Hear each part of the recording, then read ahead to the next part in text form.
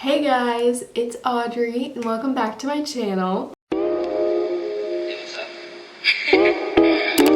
I'm so happy to be filming and I'm just gonna be doing a fun video, honestly.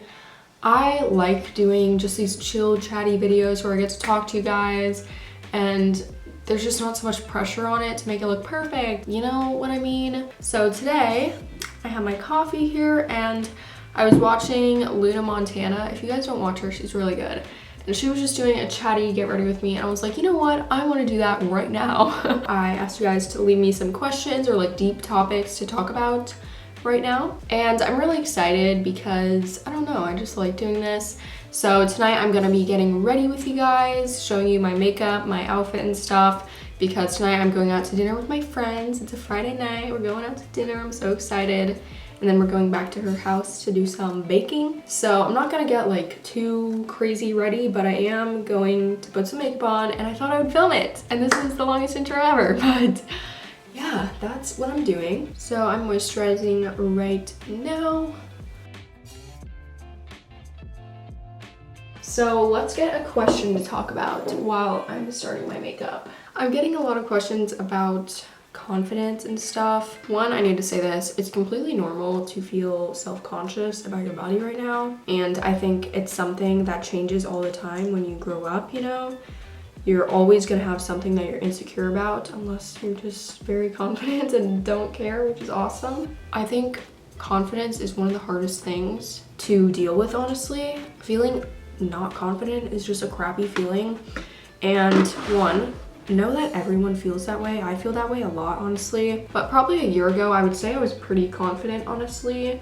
I got over some of my body confidence issues and just was not that self-conscious about anything at the time. I would say I'm definitely more self-conscious now. And it really sucks, especially when it's about your personality, which obviously feeling self-conscious about your body is extremely hard too. But right now I'd say my insecurities are probably about my personality and just me being shy and not opening up to people, and that like limits me from doing things, and I hate that. I hate it so much. That's like what I'm struggling with right now, to be honest. I think when you're alone and you're around people who don't make you feel good about yourselves, or you're just not happy, you're gonna feel the most self-conscious.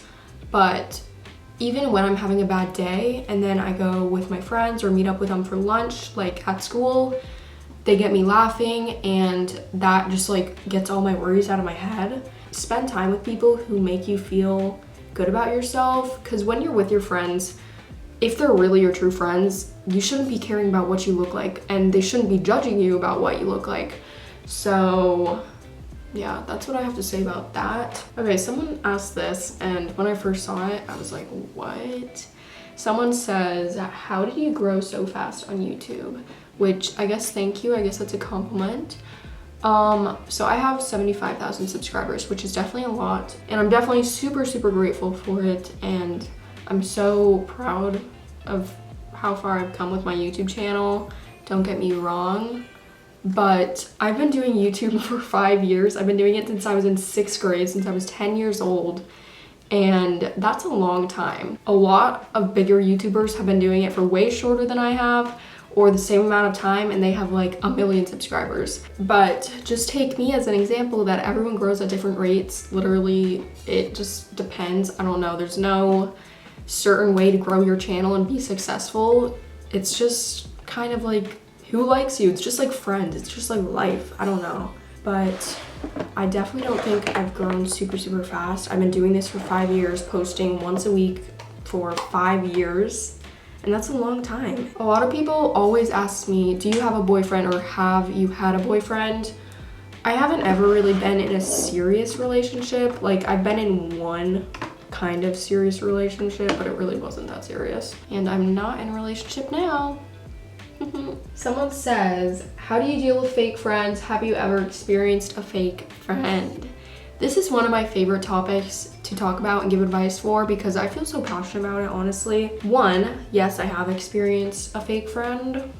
So what I would say is a fake friend is someone who doesn't treat you right. It's not an equal relationship where you both put in the same amount of effort and both treat each other good and the same. It's someone who takes advantage of you. They prioritize other people over you, their boyfriends over you, something like that. And that's just not right. So honestly, this is my advice for a fake friend. You cannot deal with it. You cannot put up with it. You have to cut the relationship off. I would say if you're really close friends and you just realize you've been drifting or you feel like they've been prioritizing other things, I think you should talk to them about it and just be honest. But if this keeps happening, okay, eyebrows are filled in. I don't really do anything that crazy. I just brush them up and define them, and then I blend them out. And I'll put brow gel on later, but I have to finish the rest of my face first. Coffee break. Okay, I actually really want to talk about this one. So someone says, nicest thing a stranger has done for you. So when I first saw that question, I was thinking like, what is the nicest thing a stranger has ever done for me? I don't really know. But then I was thinking of this one time, I was actually on a photo shoot with like a photographer, and we were on the beach, and I was walking from where we were shooting back to the pier to change in the bathroom because we did like 3 different looks, you know? And I walked back to the bathroom and I saw like this group of boys that was kind of my age, and I don't know, I just noticed them. And then when I walked back, one of the boys actually ran up to me, and at first I was like, oh God, hopefully he's not like asking me for my Snapchat or something, or I was just like, oh gosh, this is gonna be awkward. But he actually came up to me and he was so nice. He was like, hi, I just want to let you know you're one of the most beautiful girls I've ever seen. I have a girlfriend, but I just wanted to let you know that you're so beautiful and have a great day. And like, that was so kind because I cannot tell you the amount of times, one, I've been catcalled, which is disgusting, and just people think it's okay just to be like, what's your Snapchat, as a way of hitting you up. Like, why don't you actually compliment them and be nice, and then maybe you would actually have a chance to get my Snapchat, you know what I mean? Like, ugh. It was funny after that because I thought it was gonna be such a weird and awkward experience, but then it actually turned out to be a nice one. So that is definitely an experience that I would say was one of the best. So now I think I'm going to do my mascara. And while I'm doing that, I'm gonna talk about climate change and all that stuff because I got a few questions about that. And one, I definitely believe in climate change. I hope everyone does because it's real. And it's really irritating when people don't even believe in it and think it's fake. That's just really ignorant, honestly. And two, I definitely care about it, and it really does scare me that I don't know if I could have a future or my kids could have a future. That really freaking scares me, and I don't even like to think about that. But today we were talking about it in my class, and that's really what I said, like, what's gonna happen to my kids? You know what I mean? And that's a scary thought to have because I want to have a family. I want to have grandkids. And like, I really hope the world isn't gonna end in like 20 years or anything, but that's something that needs to be considered because it's only gonna get worse. And it's really depressing, honestly, to think about, and it's really sad that we can't just unite and make change and do something about it. I don't care if you're a Democrat, Republican, somewhere in between, or whatever you identify as. I think we should all realize that this can literally affect our lives. This can affect life in general. Like, it is such a main priority, and I hope when the next president is elected, hopefully it's a new one, that they do something to really help climate change because this is not okay. Let's talk about ways you can help because some people don't even really realize like the impact that daily things have on the environment. I'm not gonna tell you to go vegetarian because, or pescatarian, or stop eating beef because that is a big life change, and that's not something everyone can easily do or everyone wants to do. Maybe just be mindful and try to go vegetarian for the weekend only, or just one day out of the week eat vegetarian because, or even vegan or pescatarian. Some people don't realize how going vegetarian can help the environment. So I looked this up, and because I am informed about this, but I want to get like the numbers correct. But an estimated 1,800 to 2,500 gallons of water go into a single pound of beef. Producing beef and meat takes a lot of food that could be going to humans and fighting freaking world hunger. It takes a lot of water, and it's usually packaged in plastic and styrofoam. A lot of methane emissions come from the animal itself from farming. Wow, this is freaking crazy. And if the entire US did not eat meat or cheese for just one day a week, it would be the equivalent of not driving 91 billion miles or taking 7.6 million cars off the road. That's freaking crazy. So even though it doesn't seem like a big impact to not eat meat for one day, like what the heck is that gonna do? It really does make an impact, and it's something that I feel so freaking passionate about, as I have been pescatarian for probably 1.5 years now. And I know I'm pescatarian, I still contribute to drinking milk, which comes from a cow, and I still eat fish, which is an animal, and it still contributes to the environment and all those reasons that I was just talking about.